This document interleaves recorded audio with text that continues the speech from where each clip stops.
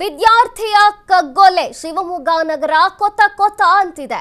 ವಿದ್ಯಾರ್ಥಿಯ ಕಗ್ಗೊಲೆಯಾಗಿದೆ ಶಿವಮೊಗ್ಗ ನಗರ ಕೊತ ಕೊತ ಅಂತಿದೆ. ಮಗನನ್ನ ಕಳಕೊಂಡು ಕುಟುಂಬಸ್ಥರು ಆಕ್ರಂದನ ಮಾಡ್ತಿದ್ದಾರೆ. ಶಿವಮೊಗ್ಗದಲ್ಲಿ ಅಪ್ರಾಪ್ತ ಬಾಲಕನ ಕೊಲೆ ಆಗಿದೆ. ಕೊಲೆ ಪ್ರಕರಣ ಇದು. ರಾಜ್ಯ ಸರ್ಕಾರದಿಂದ 15 ಲಕ್ಷ ರೂಪಾಯಿ ಪರಿಹಾರ ಘೋಷಣೆಯಾಗಿದೆ. ಮಧು ಬಂಗಾರಪ್ಪ ಡಿಸಿಗೆ ಸಿದ್ದರಾಮಯ್ಯ ಸೂಚನೆಯನ್ನ ಕೊಟ್ಟಿದ್ದಾರೆ. ಮುಖ್ಯಮಂತ್ರಿ ಪರಿಹಾರ ನಿಧಿಯಿಂದ 10 ಲಕ್ಷ ರೂಪಾಯಿ, ಶಿಕ್ಷಣ ಇಲಾಖೆಯಿಂದ 5 ಲಕ್ಷ ಪರಿಹಾರವನ್ನ ನೀಡಲಾಗಿದೆ. ಕೊಲೆ ಸಂಬಂಧ ಈಗಾಗಲೇ 7 ಮಂದಿ ಅಪ್ರಾಪ್ತರ ಬಂಧನವಾಗಿದೆ. ಕ್ರಿಕೆಟ್ ವಿಚಾರಕ್ಕೆ ಗಲಾಟೆ, ಕೊಲೆಯಲ್ಲಿ ಅಂತ್ಯವಾಗಿದೆ. ಗಿರೀಶ್ ಬಳಿ ಆರೋಪಿಗಳು ಗಲಾಟೆ ಮಾಡಿಕೊಳ್ತಿದ್ರು. ಈ ವೇಳೆ ಗಲಾಟೆ ಬಿಡಿಸಲು ತೆರಳಿದಂತಹ ಸಂಕೇತ್ ಕೊಲೆಯಾಗಿದ್ದಾನೆ. ಕೈಯಲ್ಲಿ ಗುದ್ದಿ ಹಲ್ಲೆ ಮಾಡಿರುವಂತಹ ಹಿನ್ನೆಲೆ ಸಾವಾಗಿದೆ.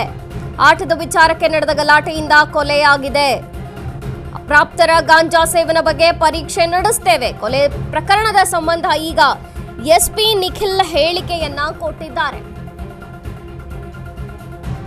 ಅಪ್ರಾಪ್ತ ಬಾಲಕನ ಕೊಲೆ ಪ್ರಕರಣವಿದು. ಶಿವಮೊಗ್ಗದಲ್ಲಿ ವಿದ್ಯಾರ್ಥಿಯ ಕಗ್ಗೊಲೆಯಾಗಿದೆ. ಶಿವಮೊಗ್ಗ ನಗರ ಕೋತ ಕೋತ ಅಂತಿದೆ. ಮಗನನ್ನ ಕಳಕೊಂಡು ಕುಟುಂಬಸ್ಥರ ಆಕ್ರಂದನ ಮುಗಿಲು ಮುಟ್ಟಿದೆ. ಶಿವಮೊಗ್ಗದಲ್ಲಿ ಅಪ್ರಾಪ್ತ ಬಾಲಕನ ಕೊಲೆ ಇದು. ರಾಜ್ಯ ಸರ್ಕಾರದಿಂದ 15 ಲಕ್ಷ ಘೋಷಣೆ ಮಾಡಿದ್ದಾರೆ ಪರಿಹಾರ. ಮಧು ಬಂಗಾರಪ್ಪ ಹಾಗೂ ಡಿಸಿಗೆ ಸಿಎಂ ಸಿದ್ದರಾಮಯ್ಯನವರು ಸೂಚನೆಯನ್ನ ಕೊಟ್ಟಿದ್ದಾರೆ. ಮುಖ್ಯಮಂತ್ರಿ ಪರಿಹಾರ ನಿಧಿಯಿಂದ 10 ಲಕ್ಷ ರೂಪಾಯಿ ಪರಿಹಾರವನ್ನ ಕೊಡಬೇಕು ಮತ್ತು ಶಿಕ್ಷಣ ಇಲಾಖೆಯಿಂದ 5 ಲಕ್ಷ ಪರಿಹಾರ ಸಿಗುತ್ತೆ ಅನ್ನುವಂಥ ಭರವಸೆಯನ್ನ ನೀಡಿದ್ದಾರೆ. ಕೊಲೆಗೆ ಸಂಬಂಧ ಈಗಾಗಲೇ 7 ಮಂದಿ ಅಪ್ರಾಪ್ತರನ್ನ ಬಂಧನ ಮಾಡಲಾಗಿದೆ. ಕ್ರಿಕೆಟ್ ವಿಚಾರ ಕ್ರಿಯೆಯಾಗಿದ್ದು ಗಲಾಟೆ, ಈಗ ಕೊಲೆಯಲ್ಲಿ ಅಂತ್ಯವಾಗಿದೆ. ವಿದ್ಯಾರ್ಥಿ ಕೊಲೆಯಾಗಿದ್ದಾನೆ. ಗಿರೀಶ್ ಬಳಿ ಆರೋಪಿಗಳು ಗಲಾಟೆ ಮಾಡಿಕೊಳ್ಳುತ್ತಿದ್ರು. ಈ ವೇಳೆ ಗಲಾಟೆ ಬಿಡಿಸಲು ತೆರಳಿದಂತಹ ಸಂಕೇತ್ ಕೊಲೆಯಾಗಿದ್ದಾರೆ. ಕೈಲಿ ಗುದ್ದಿ ಹಲ್ಲೆ ಮಾಡಿರುವಂತಹ ಹಿನ್ನೆಲೆ ಈ ಸಾವಾಗಿರುವಂತದ್ದು. ಆಟದ ವಿಚಾರಕ್ಕೆ ನಡೆದ ಗಲಾಟೆಯಿಂದ ಕೊಲೆಯಾಗಿದೆ. ಅಪ್ರಾಪ್ತ ಗಾಂಜಾ ಸೇವನೆ ಏನಾದ್ರು ಮಾಡಿದ್ನಾ ಅನ್ನುವಂಥದ್ದು, ಜೊತೆಗೆ ಇದ್ದಂತಹ ಎಲ್ಲ ಅಪ್ರಾಪ್ತರು ಕೂಡ ಗಾಂಜಾ ಸೇವನೆ ಮಾಡಿದ್ದರ ಬಗ್ಗೆ ಪರೀಕ್ಷೆ ನಡೆಸ್ತೇವೆ ಅಂತ ಈಗ ಎಸ್ಪಿ ನಿಖಿಲ್ ಹೇಳಿಕೆಯನ್ನ ಕೊಟ್ಟಿದ್ದಾರೆ. ಇದಕ್ಕೆ ಮೂಲ ಕಾರಣ ಬಂದ್ಬಿಟ್ಟು ಒಂದು ಕ್ರಿಕೆಟ್ ಮ್ಯಾಚಲ್ಲಿ ಸುಳೆಬೈಲ್ ಅನ್ನೋ ಜಾಗದಲ್ಲಿ ನಿನ್ನೆ ರಾತ್ರಿ ಒಬ್ಬ ಅಪ್ರಾಪ್ತನ ಮೇಲೆ ಒಂದು ಹಲ್ಲೆ ಆಗಿ ಅವನು ಮರಣವನ್ನು ಹೊಂದಿದ್ದ. ಈ ಅಪ್ರಾಪ್ತನನ್ನು ಒಂದು 7 ಜನ ಒಂದು ಕೈಯಲ್ಲಿ ಗುದ್ದಿದ್ರು ಅಂತ ನಮಗೆ ಪ್ರಥಮ ಮಾಹಿತಿ ದೊರಕಿತ್ತು. ಇದಕ್ಕೆ ಮೂಲ ಕಾರಣ ಬಂದ್ಬಿಟ್ಟು ಒಂದು ಕ್ರಿಕೆಟ್ ಮ್ಯಾಚಲ್ಲಿ ಆಗಿದ್ದಂತಹ ಒಂದು ವಾಗ್ವಾದ. ಆ ವಾಗ್ವಾದ ಮೇರೆಗೆ ಮತ್ತೊಬ್ಬ ಅಪ್ರಾಪ್ತನನ್ನು ಈ ವಿಚಾರವಾಗಿ ಕೇಳೋಕ್ಕೆ ಬಂದಾಗ ಇವತ್ತು ಯಾರು ತೀರ್ಕೊಂಡಿದ್ದಾನೆ ಆ ಅಪ್ರಾಪ್ತನನ್ನು ಕರ್ಕೊಂಡು ಹೋಗಿ ಅವರಲ್ಲೇ ಮಾತಾಡಬೇಕಾದ್ರೆ ಇವನು ಬಿಡಿಸೋದಕ್ಕೆ ಹೋಗಿದ್ದಾನೆ. ಬಿಡಿಸೋದಕ್ಕೆ ಹೋದಾಗ ಇವನಿಗೂ ಏಟು ಬಿದ್ದಿದೆ. ಆ ಏಟಿನ ಅನುಸಾರ ಅವನು ಅಲ್ಲೇ ಇಮಿಡಿಯೇಟಾಗಿ ಕುಸಿದು ಬಿದ್ದಿದ್ದಾನೆ. ಅವನು ಕುಸಿದು ಬಿದ್ದ ನಂತರ ಅವನ್ನ ಹಾಸ್ಪಿಟ್ಲಿಗೆ ಶಿಫ್ಟ್ ಮಾಡಿದಾಗ ಅವನು ಬ್ರಾಡ್ ಡೆಡ್ ಅಂತ ನಮಗೆ ಗೊತ್ತಾಗುತ್ತೆ. ಈ ನಿಟ್ಟಿನಲ್ಲೇ ನಾವು ನಿನ್ನೆ ರಾತ್ರಿಯೇ 7 ಜನ ಆರೋಪಿತರನ್ನು ನಾವು ಬಂಧನ ಮಾಡಿದ್ದೀವಿ. ಅವ್ರನ್ನ ನಾವು ನಮ್ಮ ವಶಕ್ಕೆ ತಗೊಂಡು ನಮ್ಮ ಪರಿಶೀಲನೆಯನ್ನು ನಡೆಸ್ತಾ ಇದ್ದೀವಿ.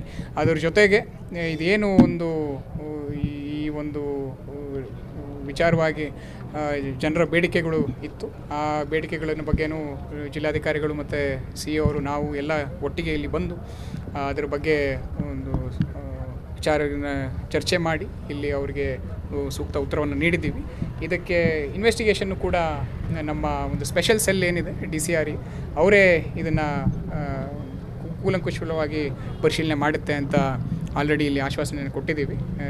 ಹಾಗೆ ನಮ್ಮ ಇನ್ವೆಸ್ಟಿಗೇಷನನ್ನು ನಾವು ಮುಂದುವರಿಸ್ತೀವಿ. ಸುಳೆಬೈಲ್ ಅನ್ನೋ ಜಾಗದಲ್ಲಿ ತನಿಖೆ ಇನ್ನೂ ಮುಂದುವರೆದಿದೆ.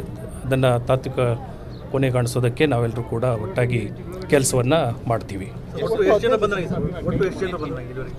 ಇಲ್ಲಿವರೆಗೆ ಇನ್ನೂ ತನಿಖೆ ಪ್ರಗತಿಯಲ್ಲಿರೋದರಿಂದ ಸುಮಾರು ಒಂದು 7 ಜನ ಇಲ್ಲಿವರೆಗೆ ಬಂಧನ ಆಗಿದೆ. ತನಿಖೆ ಇನ್ನೂ ಪ್ರಗತಿಯಲ್ಲಿರೋದ್ರಿಂದ ಅದ್ರ ಬಗ್ಗೆ ಏನು ಹೆಚ್ಚಿಗೆ ಹೇಳೋದಕ್ಕೆ 15 ಲಕ್ಷ ಪರಿಹಾರವನ್ನು ಕೊಡೋದಕ್ಕೆ ಸರ್ಕಾರ ತೀರ್ಮಾನ ಕೈಗೊಂಡಿದೆ.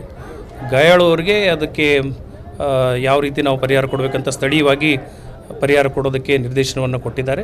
ಅದನ್ನು ಕೂಡ ನಾವು ಪರಿಹಾರ ಕೊಡೋದಕ್ಕೆ ಕ್ರಮವನ್ನು ತೆಗೆದುಕೊಳ್ತೀವಿ.